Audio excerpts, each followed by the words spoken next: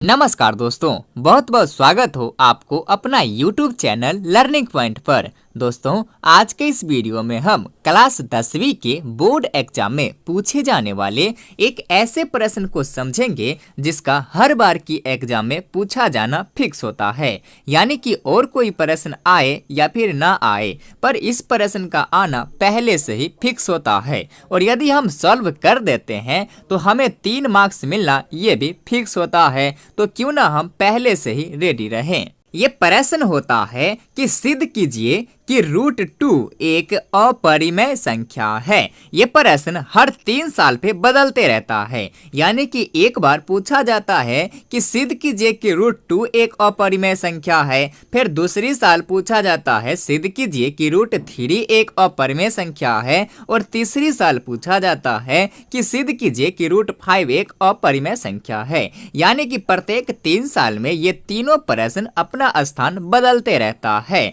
और इन तीनों प्रश्न को सॉल्व करने का तरीका बिल्कुल ही सेम है। यानी कि यदि हम सिर्फ इस प्रश्न को समझ लेते हैं कि सिद्ध कीजिए कि √2 एक अपरिमेय संख्या है, यदि हम इसे सिद्ध करना समझ लेते हैं तो बाकी यहाँ 3 प्रश्न क्या, यदि इस प्रकार से हजारों प्रश्न में पूछे जाए तो आप बिल्कुल ही आसानी से सॉल्व करोगे।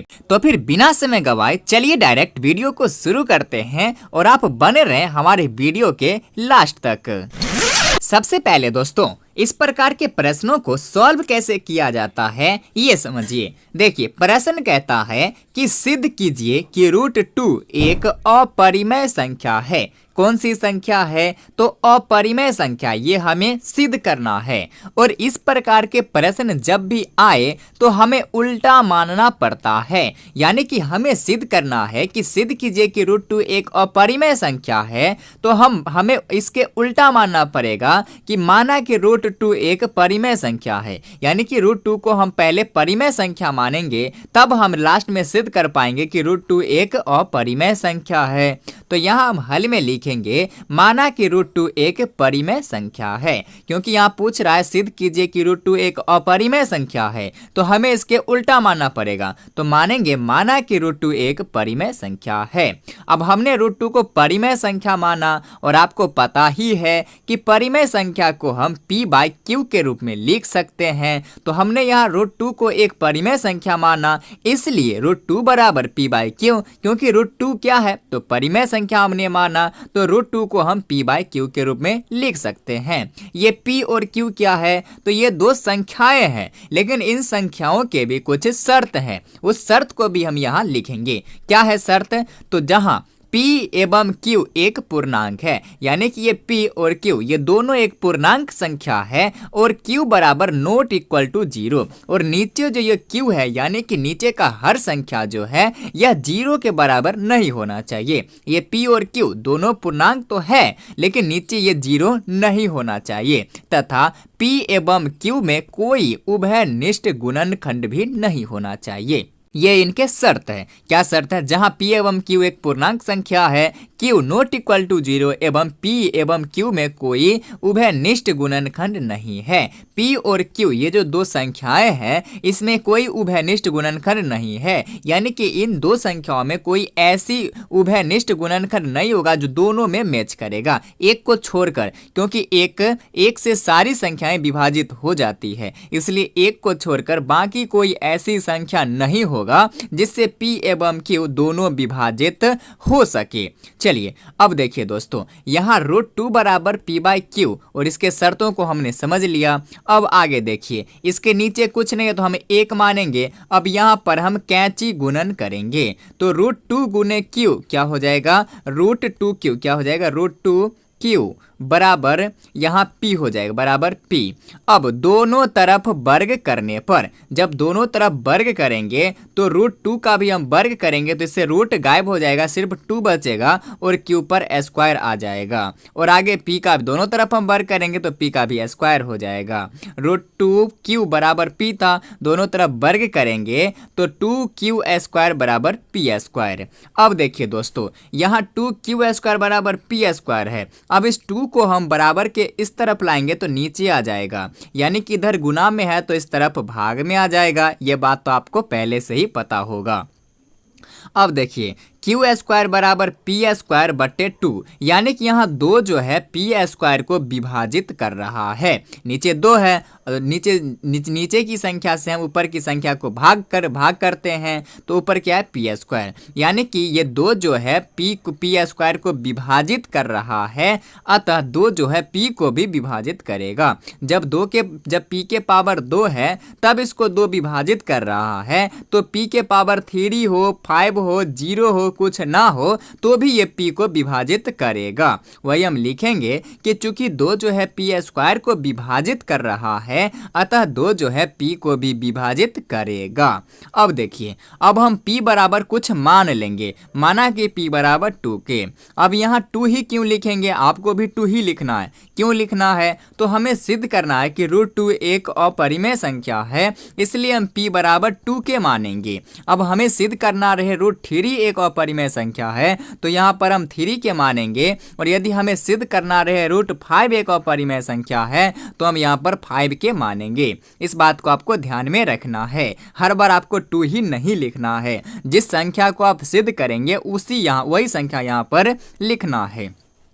तो हमें सिद्ध करना है कि √2 एक अपरिमेय संख्या है, तो हम p बराबर लिखेंगे 2 के। अब यहाँ पर k क्या है, तो ये भी हमें ब्रैकेट में बताना पड़ेगा। माना जहाँ k कोई पूर्णांक है, यहाँ 2 तो एक संख्या है और k क्या है, तो कोई पूर्ण अंक है, ये भी संख्या है। अब देखिए समीकरण 1 से, समीकरण 1 कहाँ है, तो ये हमने बताना भूल गया, इसके लिए सॉरी। देखिए यहाँ 2q स्क्वायर बराबर पी स्क्वायर कैसे आया था, दोनों तरफ वर्ग करने पर आया था। इसी को हम समीकरण 1 मान लेंगे। तो समीकरण 1 में क्या है, 2q स्क्वायर बराबर पी स्क्वायर।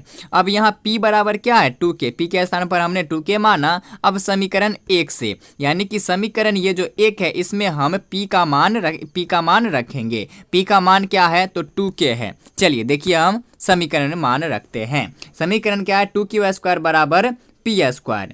तो 2q स्क्वायर बराबर p के स्थान पर क्या रखेंगे, 2 के और इसका स्क्वायर। अब 2q स्क्वायर बराबर ये 2 का स्क्वायर क्या हो जाएगा, 4, और k स्क्वायर का k स्क्वायर। अब देखिए q स्क्वायर बराबर 4k स्क्वायर, ये तो है, और यहाँ ये 2 गुना में था, तो इस तरफ आएगा तो भाग में आ जाएगा। यानी कि अब q स्क्वायर बराबर 2k स्क्वायर कैसे आया, तो देखिए यहाँ ऊपर 4 है, नीचे 2 है, इससे भाग करेंगे तो 2 दूना 4, यानी कि q स्क्वायर बराबर ये 2 और k स्क्वायर का k स्क्वायर, 2k स्क्वायर। अब देखिए यहाँ ये 2 किधर है, बराबर के इस तरफ है, तो गुना में है, यानी कि 2 गुने k स्क्वायर, तभी तो 2k स्क्वायर। अब इस तरफ करेंगे तो क्या आ जाएगा, फिर भाग में, यानी कि अब यहाँ 2 जो है q स्क्वायर को विभाजित कर रहा है, तो फिर उसी तरह से अब 2 जो है q को भी विभाजित करेगा। जब 2 q स्क्वायर को विभाजित कर रहा है, तो 2 q को भी विभाजित करेगा। जिस प्रकार से यहाँ 2 जो है पी स्क्वायर को विभाजित कर रहा था, तो 2 p को भी विभाजित करेगा। इसी प्रकार से यहाँ 2 जो है q स्क्वायर को विभाजित कर रहा है, तो 2 जो है q को भी विभाजित करेगा। अब यहाँ हमने क्या देखा, यहाँ देखिए, अब यहाँ हमने देखा कि 2 जो है p को भी विभाजित कर रहा है, और इधर हमने देखा कि 2 जो है q को भी विभाजित कर रहा है।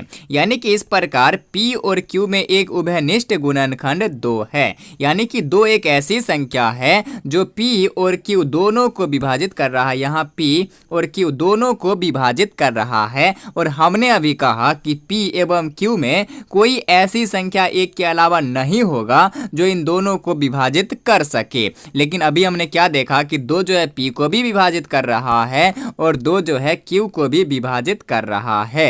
यह हमारी मान्यता के विपरीत है। हमने तो ऐसा नहीं माना था, यहाँ हमने लिखा भी था p एवं q में कोई उभयनिष्ठ गुणनखंड नहीं होगा, तभी ये √2 जो है एक परिमेय संख्या होगा, अन्यथा ये क्या हो जाएगा, अपरिमेय संख्या हो जाएगा। और यहाँ हमने देखा कि p और q में एक उभयनिष्ठ गुणनखंड 2 है, अतः यह हमारी मान्यता के विपरीत है, अतः √2 एक परिमेय संख्या नहीं है। जब √2 एक परिमेय संख्या नहीं है, तो यह कौन सी संख्या है, तो यह एक अपरिमेय संख्या है। और यहाँ पर हम लिख देंगे प्रूव्ड, चेक करने वाले चेक करेगा और 3 नंबर फटाक से बैठा देगा। अब यहीं पर यदि हमसे पूछे √3 √5 तो करना हमें कुछ नहीं है, बस जहाँ जहाँ √2 है वहाँ हमें √3 या फिर √5 कर देना, जो पूछे वो हमें कर देना है। और यहाँ पर हमें जो पूछे, अगर √3 पूछे तो 3 के, √5 पूछे तो 5 के लिख देंगे। और सेम रूल यही रहेगा, सारी चीज़ें हम इसी तरह से बैठाएंगे, यहाँ हो जाएगा, फिर समीकरण एक ऐसे ही मानेंगे, फिर यहाँ समीकरण एक से लिखेंगे, से सारी चीज़ें ज्यों का त्यों रहेगा, बस जो पूछे वो संख्या हमें बदल देनी है। तो दोस्तों आज का ये वीडियो आपको कैसी लगी अपनी राय जरूर कमेंट करें, और यदि आप चाहते हैं कि ऐसे ही और वीडियो सबसे पहले आप तक पहुँचे तो प्लीज़ आप चैनल को सब्सक्राइब जरूर करें। धन्यवाद।